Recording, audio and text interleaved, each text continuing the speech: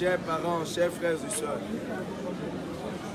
mesdames et messieurs, amis de la presse, je tiens ici à vous remercier de votre présence à mon quartier général d'Abobo pour ma déclaration.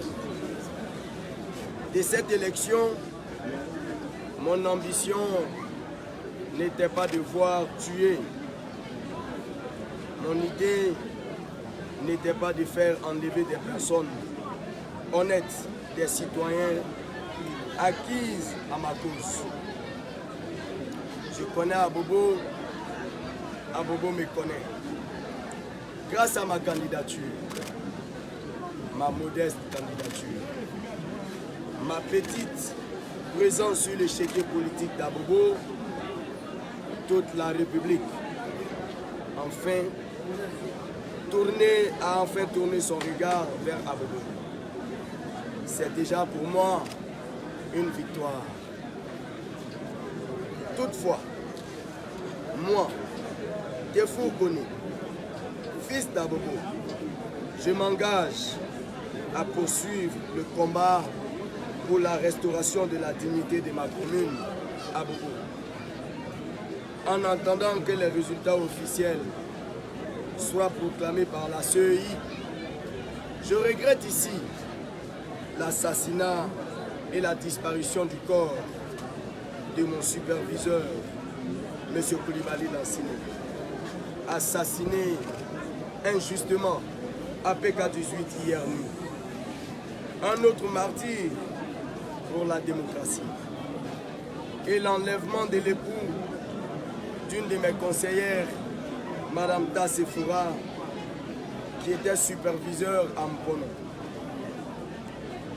Leur péché était d'éviter la fraude électorale.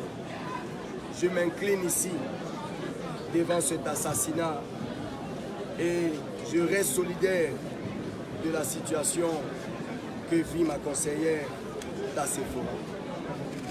Population d'Abobo, pendant plus de 5 ans, voire 6 ans, mon combat était de contribuer à l'élévation de la conscience citoyenne et civique de ma population.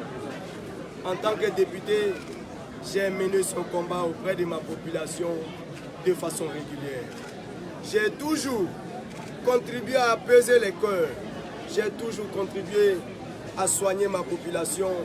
J'ai toujours contribué à poser des actions sociales dans la non-violence, dans l'épanouissement de ma population. Abobo me connaît et je connais Abobo. Population d'Abobo, chers parents, chers frères et sœurs, devant ces situations, je voudrais vous inviter au calme et à la retenue. Je tiens à vous remercier d'avoir compris le sens de notre combat. Le combat de la restauration de la dignité d'Abobo. Je reste entièrement à votre disposition pour continuer la politique à visage humain, pour continuer la politique de proximité pour cette commune qui a tant souffert. Je vous remercie.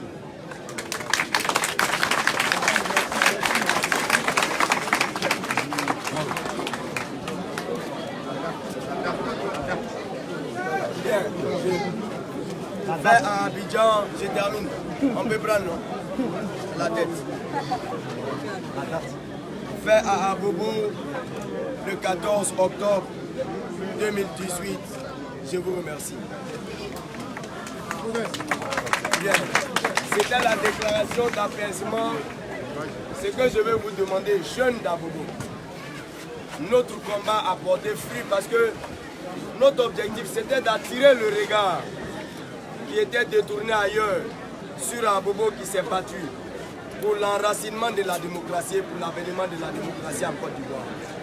Aujourd'hui, nous avons gagné ce pari parce que vous avez compris qu'aujourd'hui, on veut promettre encore à Abobo un développement. Mais l'élection municipale que vous avez vue hier va durer que 2 ans. Et 2 ans passent très vite.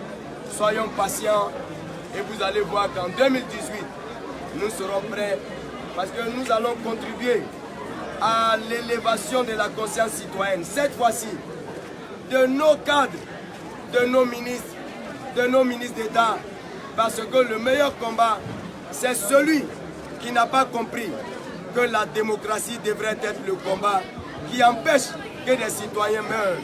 S'ils ne l'ont pas compris, je ne voudrais pas engager à Bobo à aller voir ses fils tomber. Je voudrais vous dire d'être patient, 2 ans, ça passe vite. Nous allons nous soumettre au verdict de la CEI. Mais notre combat, c'est la réforme de la CEI. Parce que si la CEI avait été cette commission qui avait bien arbitré les élections, il n'allait pas avoir de gageures, il n'allait pas avoir de difficultés. Mais la CEI a été incapable, sous prétexte qu'il n'y avait pas de moyens pour pouvoir mettre des stickers pour sécuriser les bulletins du vote. Mais il y avait des moyens dans la République pour venir acheter des voix, pour venir distribuer de l'argent, alors que cet argent aurait pu servir à rendre la CEI forte, à rendre la CEI indépendante, à rendre la CEI arbitre d'une élection juste, régulière et transparente.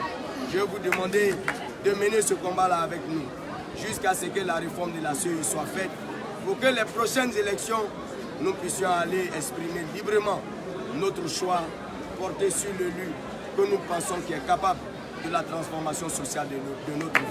Je vous remercie.